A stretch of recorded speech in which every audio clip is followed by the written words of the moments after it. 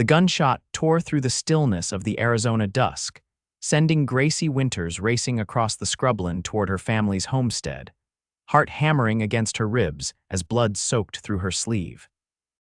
It wasn't supposed to end this way, her father dead, their ranch in flames, and her once smooth skin now forever marked by the searing kiss of a bullet that had narrowly missed claiming her life.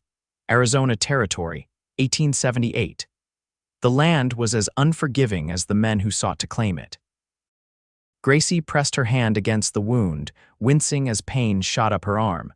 She needed to keep moving. The Harrington brothers wouldn't rest until they'd finished what they'd started. For 3 years, they'd been trying to force her father to sell their modest cattle ranch. When threats failed, they resorted to violence. Her father had stood his ground until his final breath. Now he was gone, and she was alone. Night fell as Gracie stumbled into a small creek. She dropped to her knees, cupping water to her parched lips before carefully cleaning her wound. The bullet had carved a deep groove across her upper arm, but at least it hadn't lodged inside. Small mercies. She tore a strip from her petticoat, binding the injury as best she could. Her reflection rippled in the moonlit water, dirt-streaked face, tangled auburn hair, and eyes haunted by the horrors of the day. Gracie had never considered herself a beauty, but she'd been comfortable in her skin. Now, as she traced the raw edges of the wound, she felt something inside her shrink away. This was only the beginning of her scars, she knew. The invisible ones would run much deeper. She needed shelter, supplies, and a plan. The nearest town was Willow Creek, at least a day's journey on foot. With no horse and only the clothes on her back, Gracie faced a grim reality. If the elements didn't claim her, the Harringtons surely would. Sleep came in fitful bursts beneath a jutting rock formation. When dawn broke, Gracie continued her journey, keeping to the shadows of the rugged landscape. The summer heat was relentless, baking the earth and searing her exposed skin. By midday, thirst and exhaustion threatened to overwhelm her. The distant sound of hoofbeats sent her scrambling for cover behind a cluster of boulders. One rider approaching fast. Gracie pressed herself flat against the sun-warmed stone, breath caught in her throat. The hoofbeats slowed, then stopped. "Hello," a man's voice called out. "I know someone's there. I can see your tracks." Gracie remained silent, fingers curling around a sharp rock. It was a poor weapon against a gun, but she wouldn't go down without a fight. "Look, I'm not aiming to hurt you," the voice continued. "But you've left a blood trail a blind man could follow. If I found you, others will too." The logic in his words pierced through her fear. Slowly, Gracie peered around the boulder. The man sat atop a magnificent chestnut stallion, his face shadowed by the brim of a well-worn hat. Dust coated his clothes, speaking of long days on the trail. A Winchester rifle rested across his saddle, but his hands were nowhere near it. "There you are," he said, his voice softer now. "You're hurt." "I'm fine," Gracie replied, her voice cracking from thirst. He swung down from his horse with an easy grace that spoke of a lifetime in the saddle. "Name's Lucas Mitchell. Most folks call me Luke."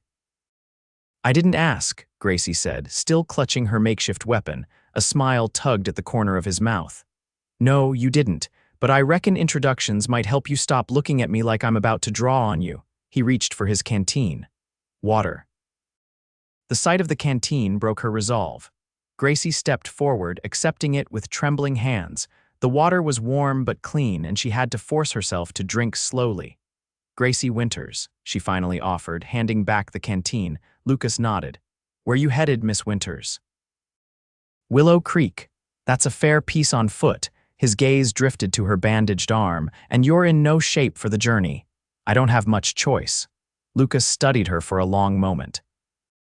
He was younger than she'd initially thought, perhaps 26 or 27, with eyes the color of a summer storm. His face bore the weathered look of a man who lived under open skies with a strong jaw shadowed by stubble. "My camp's not far," he said finally. "Got supplies there. Food. Proper bandages," he gestured to his horse. "Maverick here can carry us both." Gracie hesitated. Trusting strangers wasn't a luxury she could afford, not with the Harringtons hunting her, but the alternative was equally dangerous. "How do I know you're not working for the Harringtons?" "Don't know any Harringtons," Lucas replied. "I'm a cattle driver passing through, been working a herd up from Texas." She searched his face for any sign of deception. Finding none, Gracie made her decision. I'll come to your camp, but just so we're clear, I know how to use a gun. Fair enough. He offered his hand. Though at the moment, you seem to be missing one. Despite everything, Gracie felt a small smile threaten. Details. The ride to Lucas's camp was mercifully short. He'd set up in a sheltered grove near a small spring with a lean-to constructed from canvas and branches. A small cook-fire smoldered and supplies were neatly arranged nearby. It wasn't much, but to Gracie's exhausted eyes it looked like paradise. Lucas helped her dismount, his hands strong and sure. "Let me see that arm." "It's fine," she insisted, though the wound had begun throbbing anew. "It's not," he countered, already retrieving a battered tin box from his saddlebag. "And infection out here is a death sentence." Reluctantly, Gracie allowed him to examine her injury. His touch was surprisingly gentle as he unwrapped her makeshift bandage. She winced as the cloth, stuck to dried blood, pulled away from the wound. "Sorry," he murmured. "This'll sting." He cleaned the wound with water and whiskey, his movements efficient and practiced. Gracie bit her lip to keep from crying out, focusing instead on the careful way his hands moved, the furrow of concentration between his brows. "You've done this before," she observed, "too many times." He applied a salve that smelled of herbs, then wrapped her arm with clean cloth. "There. Not pretty, but it'll help. Thank you." The words felt inadequate, but they were all she had to offer. Lucas nodded, then busied himself with the fire. "You should eat something." While he prepared a simple meal of beans and jerky, Gracie studied him. Lucas Mitchell was not what she'd expected to find in the wilderness. He moved with the confidence of a man accustomed to handling himself in tough situations, yet there was a gentleness to him that seemed at odds with the harsh landscape. "What's your story?" he asked, handing her a tin plate. Not many young women wandering the territory alone. Gracie hesitated, then decided truth was simpler than invention. "My father and I had a small ranch north of here. The Harrington brothers wanted our land. When my father refused to sell, they killed him." Her voice caught. "Burned everything. I managed to escape, but they shot me in the process." Lucas's expression darkened. "I've heard of the Harringtons, bad reputation. They've been buying up land all through this territory by any means necessary." "They won't stop looking for me," Gracie said, setting down her half-empty plate. "I'm the only witness to what they did." "Willow Creek's sheriff is a good man," Lucas offered. "Jim Donovan, he might help. If I can reach him, you will." The certainty in his voice was oddly comforting. "We'll head out at first light." Gracie raised an eyebrow. "I can't ask you to get involved in this. You didn't ask." Lucas stoked the fire, sending sparks dancing into the darkening sky. "But I'm making it my business all the same." As night settled over the camp, Gracie found herself studying the cowboy across the fire. There was something in his eyes, a shadow, a hint of old pain that resonated with her. Whatever drove Lucas Mitchell, it wasn't simple kindness to a stranger. "Why are you helping me?" she asked finally. Lucas was quiet for a long moment. "Because 7 years ago, nobody helped me when I needed it." He met her gaze. "Get some rest, Miss Winters. Tomorrow will come quick enough." Gracie settled into the lean-to, wrapped in a blanket that smelled of horses and open prairie. Despite her exhaustion, sleep eluded her. Every time she closed her eyes, she saw her father falling, heard the crackle of flames devouring their home. Outside, Lucas moved about the camp, his footsteps a reassuring rhythm in the darkness. Strange how quickly the presence of this man had become a comfort. Gracie touched her bandaged arm, wincing at the tenderness. This wound would heal, eventually. But it would leave its mark, joining the network of finer scars that already traced her right-side souvenirs from a fire that had nearly claimed her as a child. Those older scars had always made her self-conscious, especially as she grew into womanhood. They were the reason she always wore high-necked dresses with long sleeves, even in the summer heat. The reason she declined every dance at the rare social gatherings near their ranch. Her father had told her a man worth having wouldn't care about such things, but Gracie had never been convinced. Now, with fresh violence etched into her skin and soul, such concerns seemed trivial. Yet as she drifted towards sleep, Gracie couldn't help wondering what Lucas Mitchell would think if he saw all her scars, the visible ones, and those that ran deeper.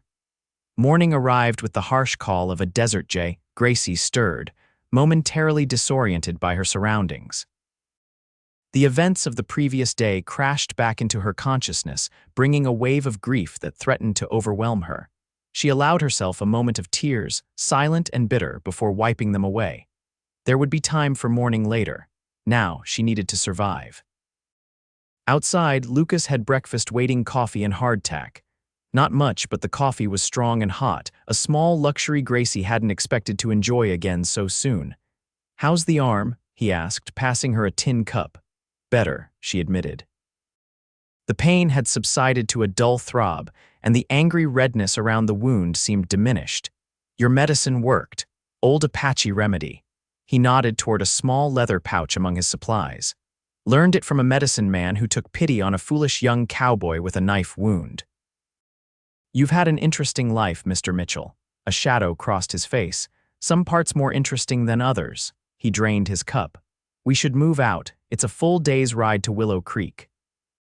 They broke camp efficiently, with Lucas doing most of the work despite Gracie's insistence that she could help.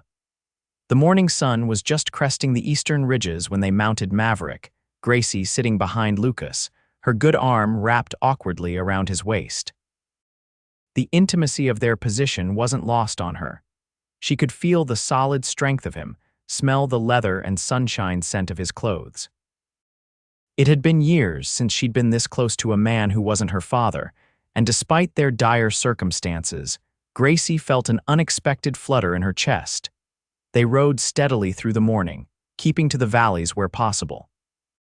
Lucas was a skilled horseman, guiding Maverick over difficult terrain with minimal guidance. He was also surprisingly knowledgeable about the land, pointing out plants that could be eaten or used for medicine, identifying animal tracks they crossed. "You know a lot for a cattle driver," Gracie observed during a brief stop to rest the horse. Lucas shrugged. "I've been many things, cattle driver's just the latest." "Such as?" He hesitated. "Soldier, bounty hunter for a spell. Tried my hand at prospecting once, but the only gold I found was in a saloon girl's smile." His mouth quirked in a half-smile. "Nothing that stuck, and your family don't have one." He said it simply, without self-pity. "Not anymore."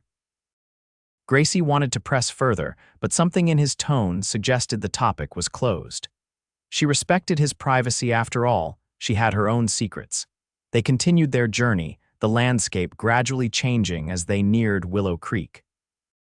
The sparse desert scrub gave way to grasslands dotted with cottonwood trees. They crossed a stream where Lucas refilled their canteens and allowed Maverick to drink. As Gracie splashed water on her face, the sleeve of her dress slipped up, revealing the edge of her older scars. She quickly tugged it down, but not before catching Lucas's glance. "I was 8, she said, answering the unasked question. "Our stove caught fire. I got too close trying to help Mother put it out." Lucas nodded, his expression unreadable. "Must have been frightening." "I don't remember much of it," Gracie admitted. "Just the smell and the pain afterward." She traced the edge of her sleeve. "Mother died that winter, lung fever. Father always wondered if the smoke damaged her somehow. I'm sorry." They were simple words, but the genuine compassion behind them touched Gracie. She'd grown used to people's prying curiosity or awkward pity when they glimpsed her scars. Lucas's matter-of-fact acceptance was refreshing. By mid-afternoon, they spotted the first signs of civilization, a weathered signpost marking the distance to Willow Creek. According to the faded lettering, they were just 5 miles out. Relief washed over Gracie, followed quickly by apprehension. What would happen once they reached town? The Harringtons had connections everywhere. Would Sheriff Donovan truly help her, or would he turn a blind eye to their crimes? "You're thinking too hard," Lucas observed, glancing back at her. "I can hear the gears turning." "Just worried what we'll find in Willow Creek," she admitted. "The Harringtons are powerful men. So's the law when it's upheld proper." He adjusted his hat against the lowering sun. "Besides, we're not walking in without a plan. We have a plan, working on it." His tone was light, but Gracie sensed the seriousness beneath. "First step is getting you somewhere safe. I know a place in town where you can lay low while I talk to Donovan." "I should speak to the sheriff myself," Gracie protested. "Eventually, yes, but let me test the waters first." Lucas's voice grew firm. The Harringtons might have men watching the sheriff's office. You walking in there would be like announcing your presence with a brass band. He was right, of course. Gracie sighed, surrendering to his logic.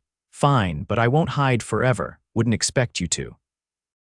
There was a note of admiration in his voice that sent warmth spreading through Gracie's chest. As they approached Willow Creek, Lucas guided Maverick off the main trail, taking a circuitous route that brought them to the eastern edge of town as dusk was falling.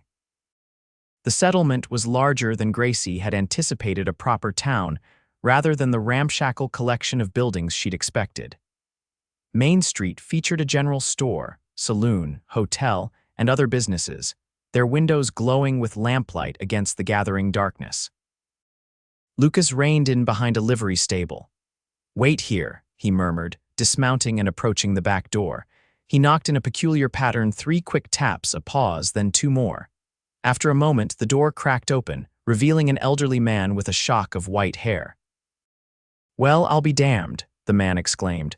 "Luke Mitchell as I live and breathe."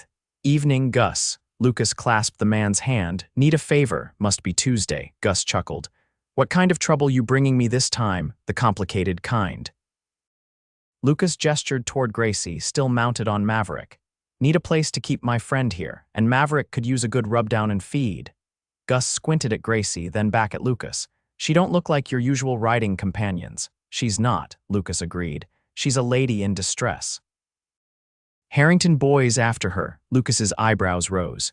"How'd you know?" "Whole town's buzzing about it," Gus replied grimly. "They rode in yesterday, throwing money around, asking questions. Said they're looking for a thief who stole from them and killed a man in the process." Gracie gasped.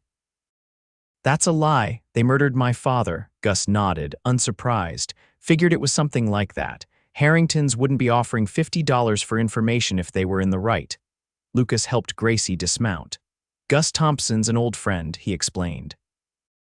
"Served with my father in the war. His place is safe." Gus led them inside, through the stable to a small living quarters attached at the back. It was modest but clean, with a stove, table, 2 chairs, and a narrow bed. "Not much," he apologized, "but it's quiet. And no one comes back here without my say-so." "It's perfect," Gracie assured him. "Thank you."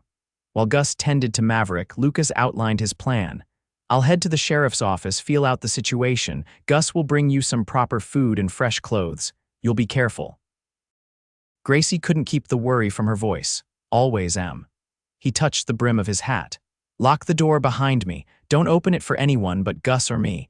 After Lucas departed, Gracie explored her temporary sanctuary. A small window overlooked an alley, and she could just make out the rear of the general store across the way. The room smelled of hay and leather, comforting scents that reminded her of home. The word brought a fresh wave of grief. Everything was gone: her father, their ranch, all the familiar touchstones of her life. All she had left were the clothes on her back and the memories in her heart. Gus returned an hour later with a tray of food and a bundle of clothing. "My Eliza was about your size," he explained, setting down the bundle. "She passed 5 years ago, but I kept some of her things. Hope you don't mind wearing a dead woman's clothes." "Not at all," Gracie assured him. "It's very kind of you. Any friend of Luke's is welcome to whatever I can offer." Gus settled into a chair, his weathered face thoughtful. "Known that boy since he was knee-high to a grasshopper. His daddy was my best friend." Gracie saw an opportunity to learn more about her mysterious rescuer. "Lucas mentioned he doesn't have family anymore." "No." Gus's expression grew somber. "Lost them all in one night. Raid on their homestead when Luke was 19. He was in town that evening, delivering a calf to the doctor's wife. Came home to find everything burned to the ground. Parents, little sister all gone." "That's terrible," Gracie whispered, her own loss feeling freshly raw. "Who did it?" "Renegade band, supposedly, but Luke always believed someone paid them to do it." Gus shook his head. "Never found proof, though he looked for years." "Is that why he became a bounty hunter?" "Partly. Boy tried everything to outrun his demons." Gus stood, joints creaking. "But that's his story to tell, not mine. Get some rest, miss. You look dead on your feet." After Gus left, Gracie changed into the borrowed clothes, a simple blue dress that fit reasonably well, if a bit loose around the waist. The fabric was soft with age but clean and well-maintained. She ate the simple meal of stew and biscuits, savoring each bite after days of near starvation. The bed called to her with irresistible appeal, but Gracie fought sleep, determined to wait for Lucas's return.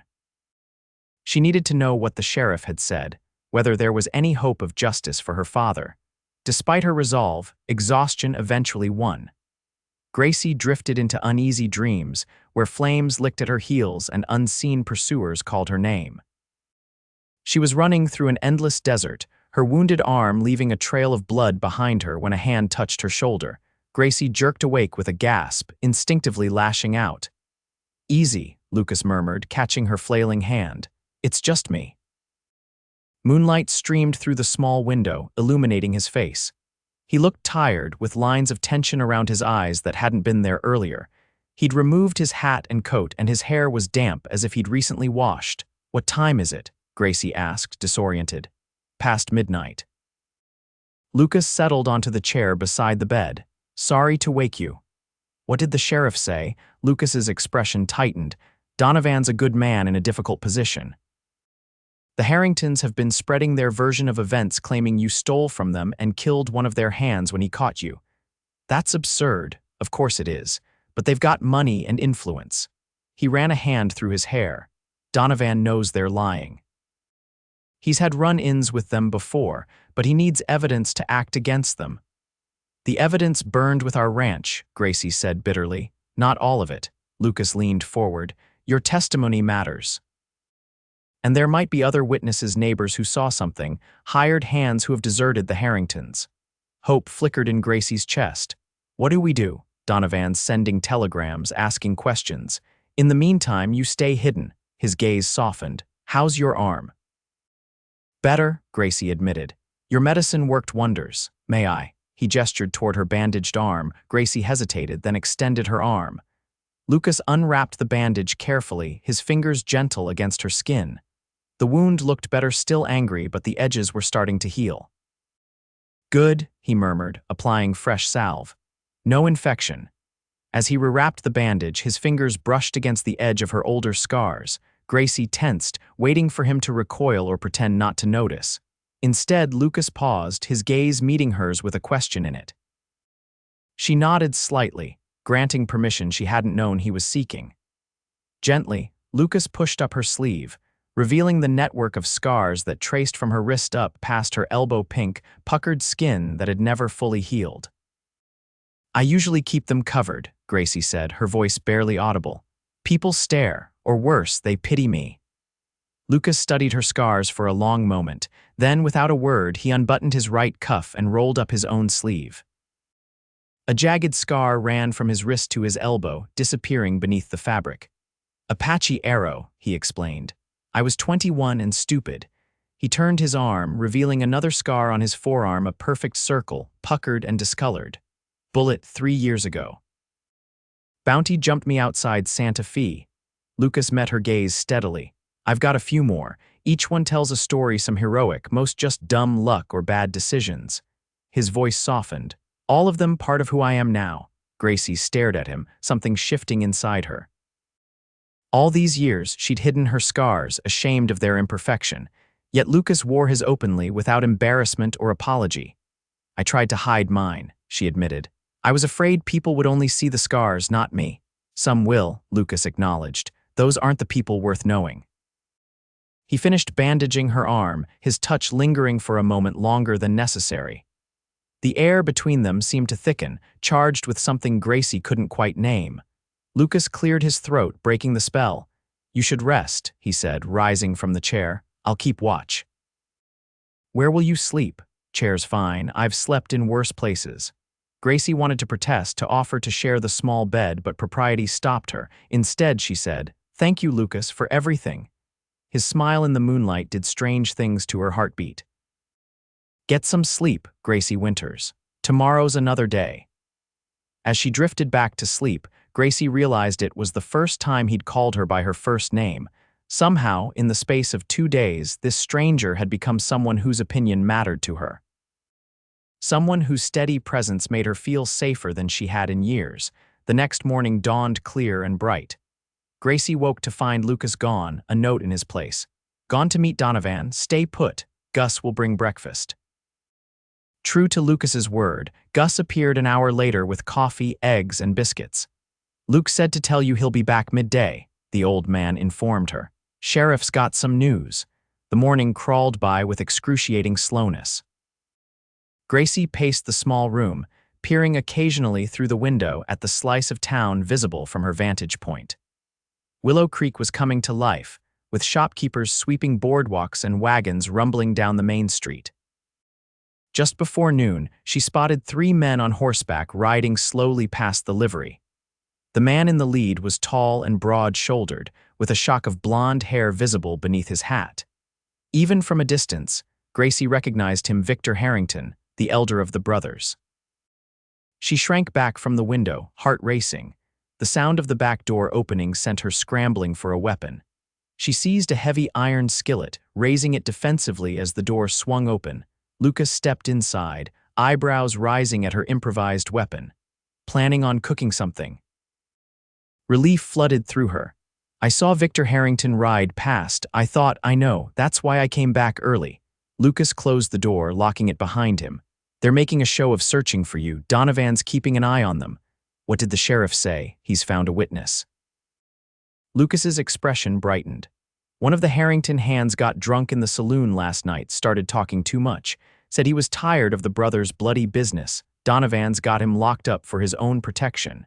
Hope surged in Gracie's chest. Will he testify against them? He's considering it. Donovan's working on him. Lucas removed his hat, running a hand through his hair. There's more. A rancher up north reported that the Harringtons threatened him too, tried to force him to sell. He's willing to make a statement. So there's a chance. Gracie could hardly believe it. A chance for justice, more than a chance. Lucas sat at the small table. But we need to move carefully. The Harringtons are desperate now. They know the walls are closing in. What's our next step? Donovan wants to get you safely to the county seat in Preston. The circuit judge is there now. With your testimony and the others, he could issue warrants for the Harringtons' arrest. When do we leave? Tonight. Lucas's expression grew serious. It'll be dangerous. The Harringtons are watching the roads, but Donovan has a plan. As Lucas explained the details, Gracie felt a strange mixture of fear and determination.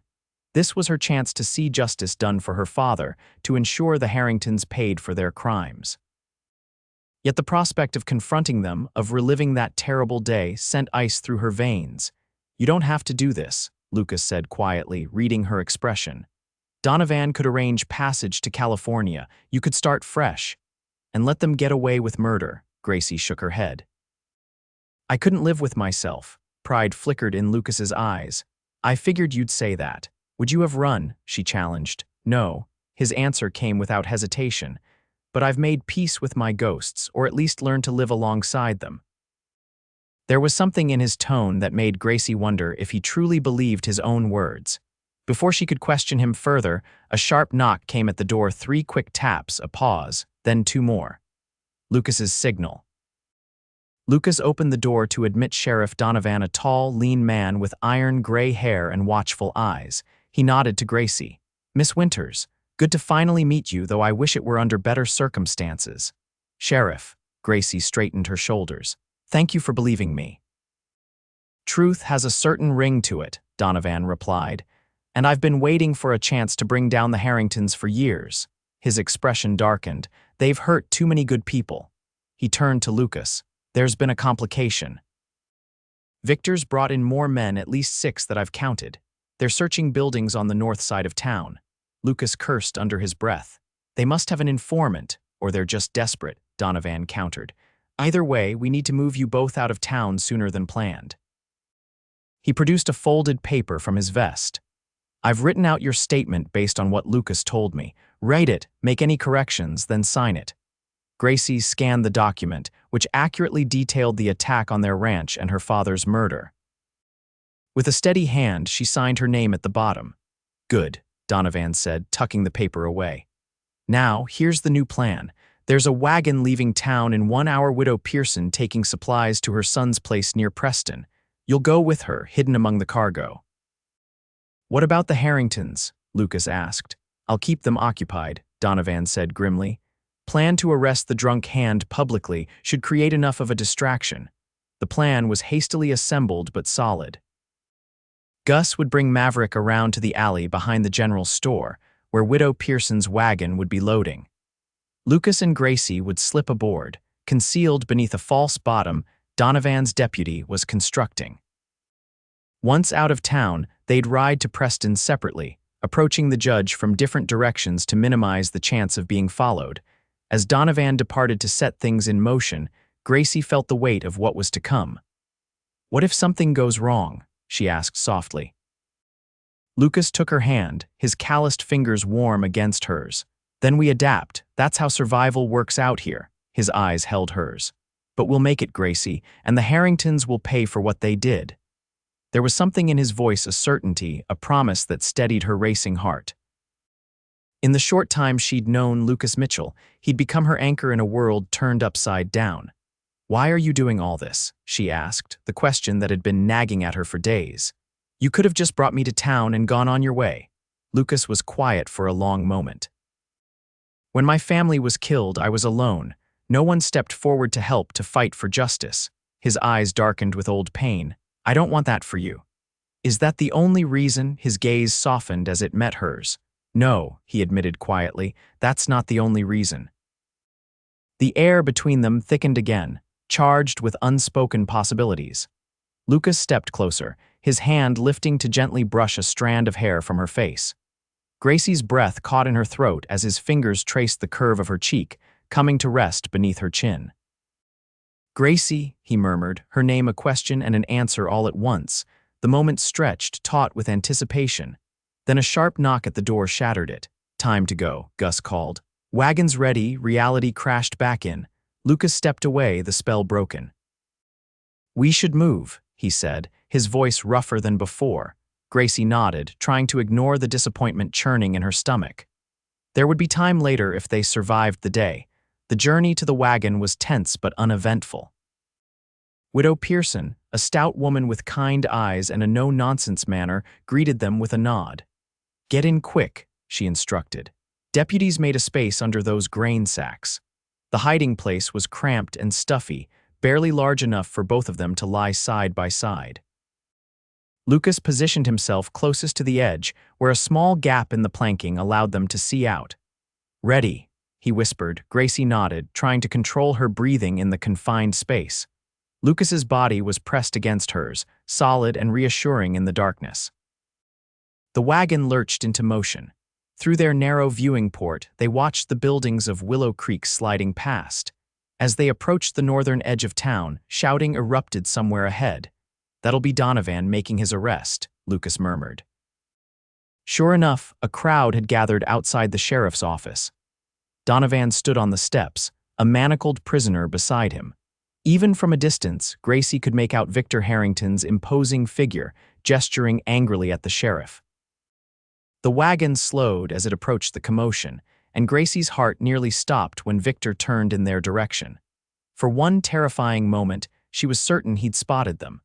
But his gaze passed over the wagon without interest, returning to his heated argument with Donovan. They cleared the edge of town without incident, the wagon picking up speed as it hit the open road. Only then did Gracie release the breath she'd been holding. "We made it," she whispered. "First step," Lucas cautioned. "We've still got a long way to Preston." They remained hidden for several miles until Widow Pearson's voice came from above. "Coast is clear. You can come out now." Emerging from their hiding place was a relief. Gracie's limbs were stiff, her back aching from the cramped position. Lucas helped her onto the wagon seat beside the widow, who handed them each a canteen. "Sheriff said you'd need these," she said, producing 2 revolvers from beneath the seat. "And these." Lucas checked both weapons before handing one to Gracie. "Remember how to use it." "Point and pull," she replied, checking the chambers as her father had taught her. "And pray you hit what you're aiming at," Widow Pearson snorted. "Girl after my own heart." They traveled another hour before reaching the fork where they would separate. Maverick was tethered to the back of the wagon, saddled and ready. Lucas helped Gracie mount, adjusting the stirrups to fit her shorter legs. "Follow this trail," he instructed, pointing east. "It'll take you straight to Preston. The judge's name is Henry Calloway." Donovan said he's staying at the Grand Hotel. Where will you go? North, then around. Lucas checked his weapons one last time. Draw any pursuit away from you. Fear clutched at Gracie's heart. What if they catch you? They won't. His confidence was unwavering. I'll see you in Preston by nightfall. Wait for me at the hotel. Widow Pearson cleared her throat. Sun's getting lower. Best be moving. Lucas nodded, then surprised Gracie by taking her hand and pressing a kiss to her knuckles. Ride safe, he murmured. The gesture left her speechless. She could only nod as Lucas swung up onto Maverick with practiced ease. I'll see you in Preston, she managed finally. His smile warmed her to her core. Count on it. They parted ways, Lucas heading north while Gracie continued east on the borrowed horse. The land opened before her, rolling hills giving way to pine-dotted ridges as she climbed in elevation. The afternoon sun cast long shadows across the trail, and birds called to each other from the trees. Despite the beauty surrounding her, Gracie remained vigilant. Every distant sound had her hand moving to her revolver, every shadow among the trees raising the hairs on the back of her neck. The Harringtons wouldn't give up easily, not with their freedom at stake. She'd been riding for perhaps 2 hours when she heard the unmistakable sound of hoofbeats behind her. Gracie urged her mount faster, weaving through the trees beside the trail. The hoofbeats grew louder. Remembering Lucas's instructions, she guided her horse into a dense grove, dismounting quickly and drawing her revolver. The approaching rider slowed, then stopped. Gracie held her breath, finger resting lightly on the trigger. Miss Winters, a man's voice called. Sheriff Donovan sent me. Deputy Collins from Willow Creek. Gracie remained silent, unconvinced. She'd never seen Donovan's deputy. The Harringtons figured out you left town, the voice continued. They're headed for Preston. Sheriff sent me to warn you. Still, she hesitated. Something about the situation felt wrong. I know you're nearby, the man called, impatience creeping into his voice. I'm trying to help you. The sound of a second horse approaching made Gracie press deeper into the shadows. Through the trees, she glimpsed the first rider, a lean man in a deputy's badge. As she watched, he signaled to someone behind him. Found her trail, he called. She can't be far. Betrayal. The realization hit Gracie with sickening clarity. This was no deputy, or if he was in the Harrington's pocket. Either way, she needed to move. Carefully, she led her horse deeper into the woods, away from the trail. The underbrush was thick, making progress difficult, but it provided good cover. Behind her, voices called back and forth as more riders joined the search. Gracie needed a plan. Preston was still miles away, and she couldn't outrun mounted pursuers. She needed to hide, to find somewhere to wait out the search until nightfall. The land began to rise sharply, becoming more rugged. Ahead, Gracie spotted what looked like an abandoned mine entrance half hidden by brush. It might offer shelter, a place to conceal herself and her horse until the danger passed. Approaching cautiously, she found it was indeed a mine shaft, long abandoned but still structurally sound. The entrance was just large enough to admit her horse if she ducked low in the saddle. Inside, the tunnel extended perhaps 20 feet before ending in a rock fall. Gracie led the horse inside, settling in the shadows just beyond the entrance. From here, she could see anyone approaching while remaining hidden herself. It wasn't ideal, but it would have to do. Time crawled by. Occasionally, she heard distant voices and the sound of horses moving through the trees. The searchers were methodical, working in a grid pattern that would eventually bring them to the mine. As the light outside began to fade, Gracie made a decision. She couldn't wait to be discovered. Once darkness fell completely, she would make a run for Preston. The town couldn't be more than an hour's hard ride away. She was preparing to leave when hoofbeats approached the mine entrance. Gracie raised her revolver, steadying her breathing as a shadow fell across the opening. Gracie. Lucas's voice, low and urgent, relief washed through her. Lucas, is it really you? It's me. He appeared in the entrance, leading Maverick. Are you all right? Yes, she breathed, lowering her weapon. How did you find me? Tracked you. He brought Maverick into the mine, crouching beside her. Spotted the search party, figured you'd hide rather than run. There's a fake deputy, Gracie explained. Working with the Harringtons. Lucas nodded grimly. Collins, I suspected he might be in their pocket. He checked outside, scanning the darkening forest. We need to move, they're circling back this way. What's the plan? We ride for Preston, but not by the main road. He helped her mount. There's an old trapper's trail that'll take us there from the north, rough going, but they won't expect it. As they emerged from the mine, the last light of day was fading from the sky. Lucas led them up a nearly invisible path that wound along a ridge, away from the searchers below. They rode in silence, both alert for any sign of pursuit. The trail was indeed rough, narrow in places, occasionally blocked by fallen trees they had to detour around. But Lucas navigated with confidence, never hesitating at forks or unclear passages. "How do you know these trails so well?" Gracie asked during a brief stop to rest the horses. "Spent time up here after my family was killed," he replied. "Lived like a wild thing for months, learning every path and hollow, looking for the ones responsible, at first." He offered her his canteen. "Later, just trying to make peace with what happened. Did you ever find them?" Gracie asked softly. "The ones who did it." Lucas was quiet for a long moment. "Found some, not all." His expression hardened in the moonlight, enough to know it wasn't just a random attack. The Harringtons. The question had been forming in Gracie's mind since hearing his story. "Can't prove it, but yes, I believe they ordered it." His voice was steady, but Gracie could hear the banked fury beneath. "My father refused to sell them water rights to our land. 3 weeks later, our home was attacked." The parallels to her own situation weren't lost on Gracie. "So this isn't just about helping me. It started that way," Lucas admitted. "When you mentioned the Harringtons, something clicked into place, but now..." He looked at her, his expression softening. "Now it's about you, Gracie, making sure you get justice, making sure you're safe." The intensity in his gaze made her breath catch. "And after, when this is over," before he could answer, a twig snapped in the darkness nearby. Lucas immediately extinguished their small light, drawing his revolver. "Mount up," he whispered, "quiet as you can." They moved deeper into the forest, away from the sound. For several tense minutes they waited, listening. Nothing. Perhaps it had been an animal. "We should keep moving," Lucas finally said. "Preston's not far now." The last miles to town passed without incident. As the lights of Preston appeared in the valley below, Gracie felt a surge of hope. They'd made it. Tomorrow she would testify before Judge Calloway. The Harringtons would finally face justice. They approached town from the north, avoiding the main road. Lucas led them to a small livery on the outskirts, where a sleepy stable boy took their horses with minimal questions. "Grand Hotel's 3 blocks that way," the boy informed them, pointing down the street. "Only fancy place in town." The hotel was indeed grand by frontier standards, a 2-story building with actual glass windows and a painted sign. Lucas approached the night clerk, requesting rooms. "One left," the clerk informed them apologetically.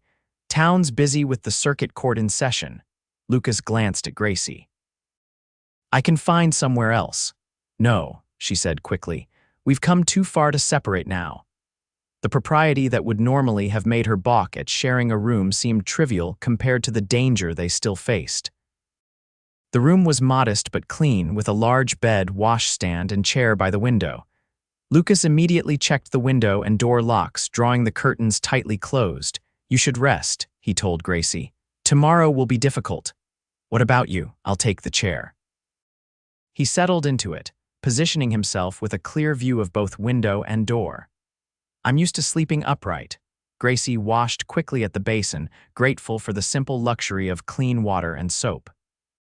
The events of the day had left her physically exhausted, yet her mind raced with thoughts of what awaited them. Would Judge Calloway believe her? Would her testimony be enough to convict the Harringtons? And then there was Lucas. In the span of a few days, he'd become essential to her in ways she couldn't fully articulate.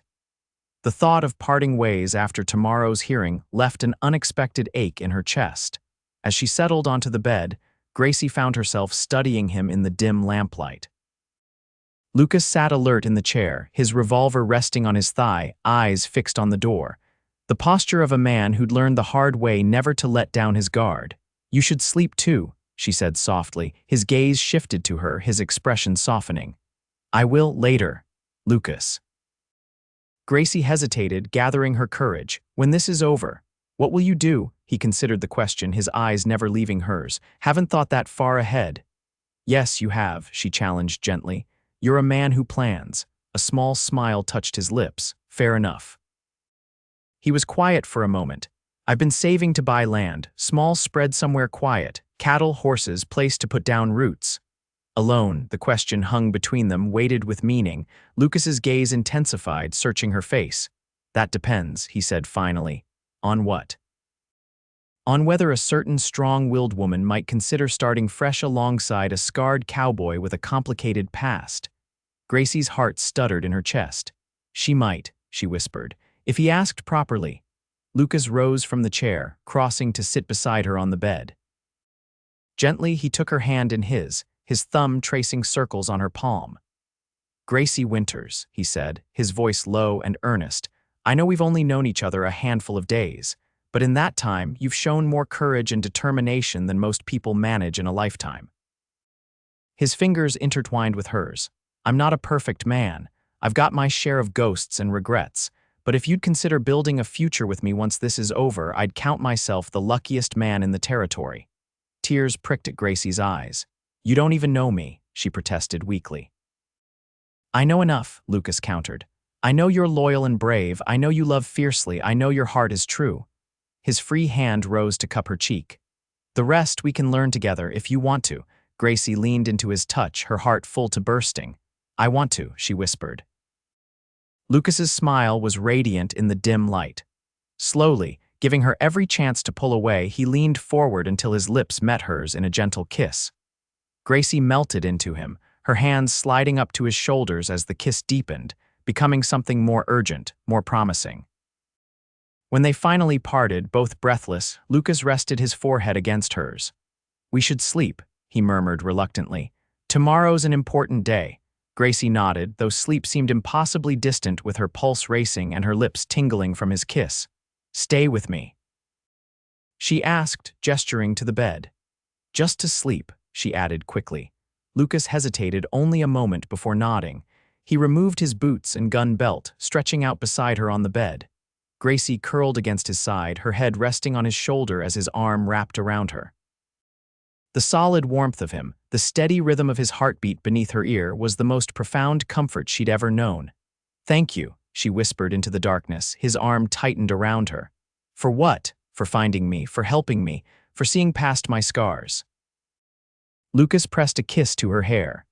Your scars are part of your story, Gracie, just like mine. They're proof we survived.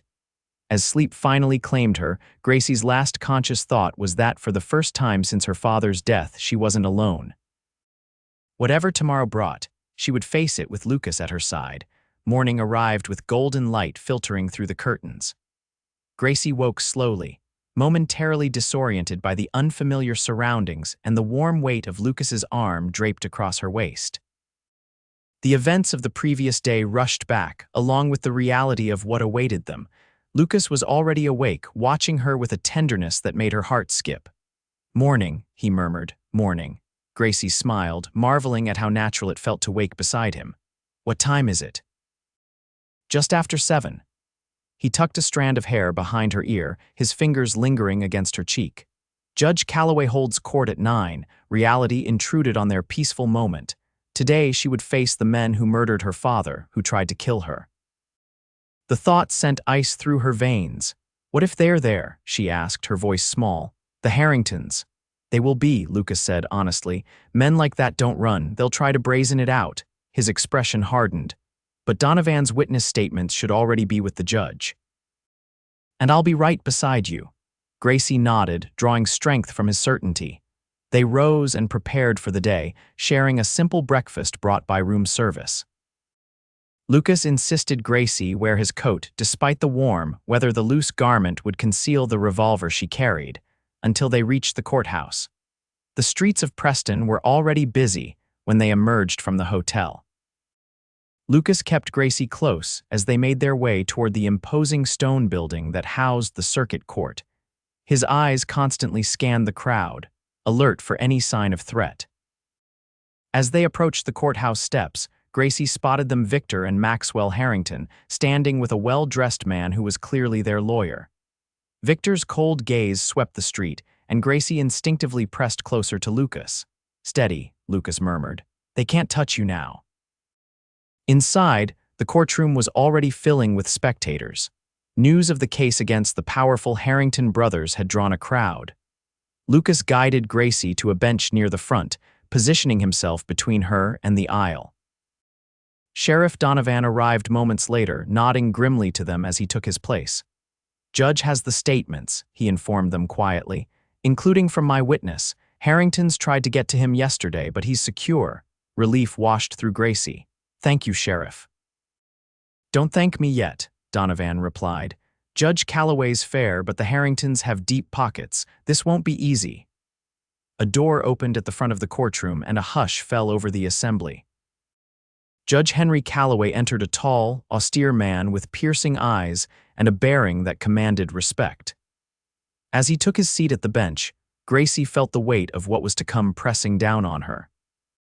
The proceedings began with the formal reading of charges against the Harrington brothers' murder, arson, attempted murder. The brothers stood impassive as their lawyer entered pleas of not guilty. When it was Gracie's turn to testify, her legs felt leaden as she made her way to the witness stand.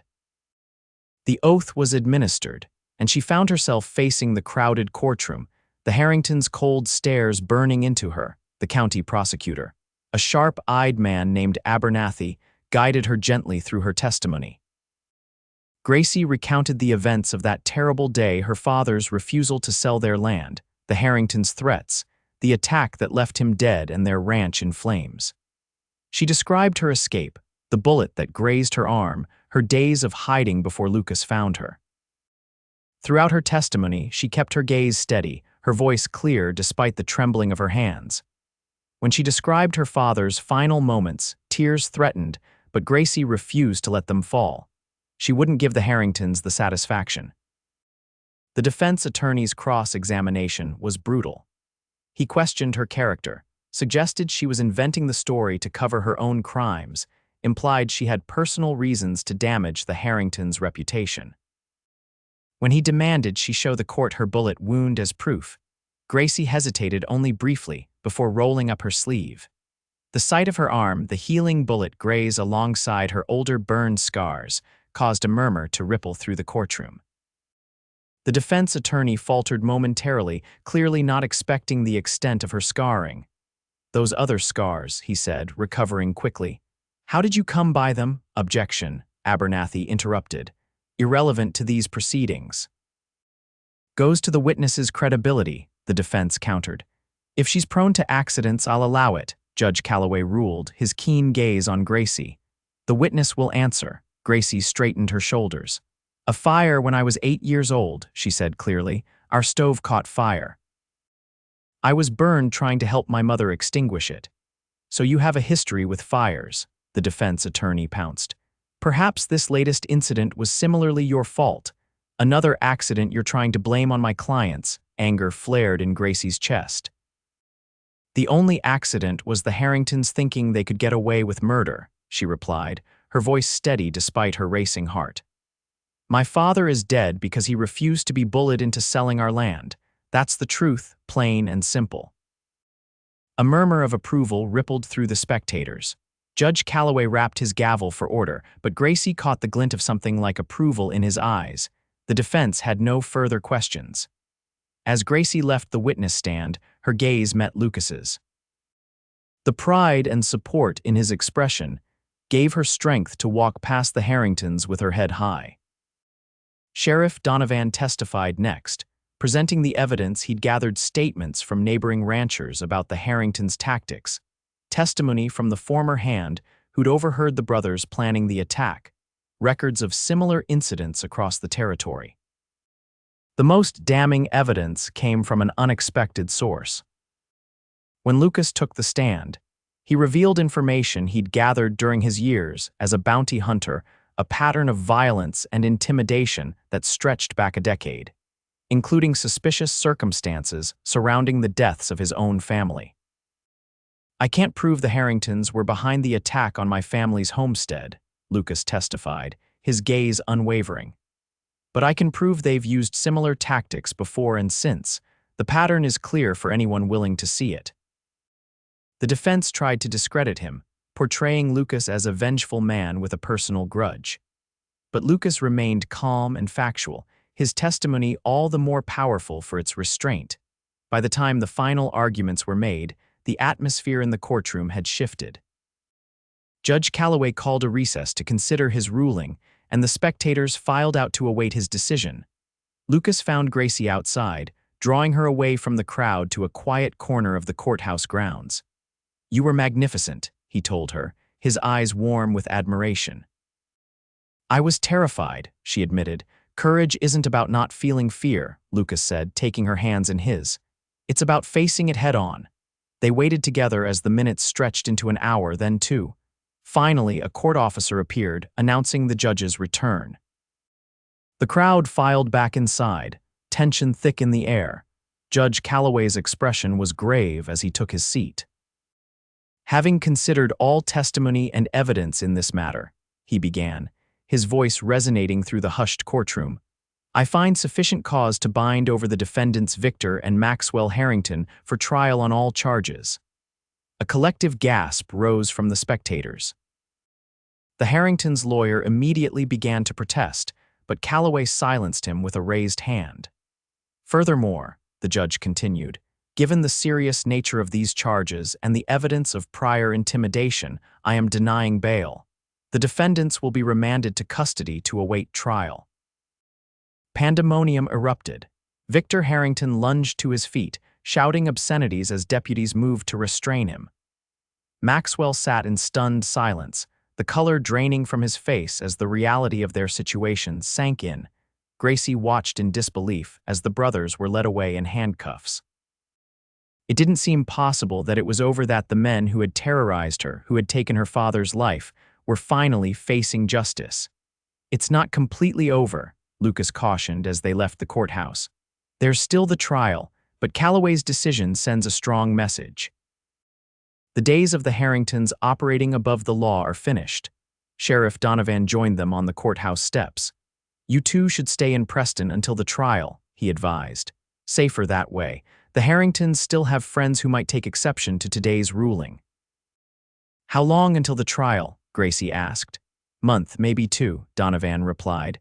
"Circuit court moves slow." The prospect of waiting weeks for final resolution was daunting, but Gracie felt a peace she hadn't expected. Whatever happened next, her father's killers were facing consequences.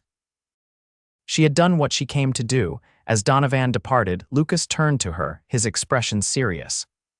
"What now, Gracie Winters? What do you want?" The question was loaded with meaning beyond the immediate future. Gracie considered it carefully, thinking of the ranch that now existed only in her memories, the uncertain path ahead, the man standing before her who had risked everything to help her. "I want to start fresh," she said finally. "I can't go back to what was, but I'm not sure what comes next." Lucas took her hands in his.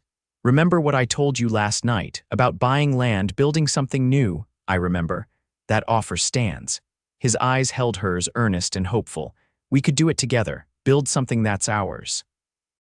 "We've known each other less than a week," Gracie pointed out, though her heart was already racing with possibilities. "True enough." Lucas's thumb traced circles on her palm. "So maybe we take things slower, stay in Preston until the trial, get to know each other properly." A smile tugged at his lips. "Court you like a gentleman should. Court me." Gracie couldn't help but smile. "Lucas Mitchell, are you asking permission to call on me?" "I am." He stepped closer, his voice softening. "What do you say, Gracie Winters? Will you let a scarred cowboy try to win your heart proper?" Looking up into his eyes, warm, steady, filled with promise, Gracie felt the last of her uncertainty fall away. This man had seen her at her most vulnerable, had accepted her scars, both visible and hidden. He'd fought for her justice when no one else would. "I think," she said softly, "that cowboy already has my heart, but I wouldn't mind being courted all the same." Joy bloomed across Lucas's face. Right there on the courthouse steps, heedless of the passers-by, he pulled her into his arms and kissed her a kiss full of promise and possibility, of shared dreams and future joys. As they parted, both breathless and smiling, Lucas brushed his thumb across her cheek. "I've been wandering a long time, Gracie. Never thought I'd find a reason to stop. And now," she asked, leaning into his touch, Now I've found something worth staying for." His smile warmed her to her core. Someone worth building a life with. Hand in hand, they walked away from the courthouse into the bright afternoon sunlight. The path ahead wasn't certain. There would be challenges, the trial to face, decisions about where to settle and how to begin again. But for the first time since that terrible day when Gracie had watched her world burn, she felt hope blooming in her chest. The scars they carried would always be part of them, testaments to what they had survived, reminders of the struggles that had shaped them. But those scars didn't define them. What mattered was what they built together from the ashes of their pasts. And as Lucas's hand tightened around hers, Gracie knew with bone-deep certainty that whatever the future held, they would face it together, two wounded souls who had found in each other not just healing, but home. 2 months later, as summer gave way to autumn, Gracie stood beside Lucas on a ridge overlooking a valley nestled between pine-covered hills. Below them stretched acres of good grazing land, a clear stream winding through its heart. A small cabin stood near a cluster of cottonwoods, weathered but solid. "What do you think?" Lucas asked, his arm around her shoulders. Gracie surveyed the land that could be theirs. The trial was over. Justice served the Harrington brothers sentenced to hang for their crimes.